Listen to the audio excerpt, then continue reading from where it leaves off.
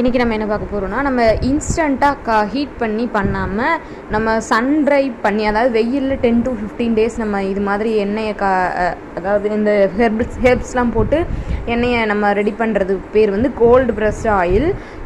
அதாவது இது வந்து இன்ஸ்டண்ட்டாக காய்ச்சறது வந்து ரொம்ப ஒரு டார்க் க்ரீன் கலராக இல்லை பிளாக் கலர் மாதிரி இருக்கும். இது வந்து ஒரு நார்மலான க்ரீன் கலர் மாதிரி நல்லாவே இருக்கும். ஸ்மெல்லும் சூப்பராக இருக்கும். நம்ம ஒரு சில்வர் பாத்திரத்தில் போட்டு நல்லா 10 to 15 டேஸ் வரைக்கும் நம்ம வெயிலில் வைக்கிறப்ப அந்த மூலிகைகளோட எசன்ஸ்லாம் நல்லாவே அந்த ஆயிலில் இறங்கிடும்.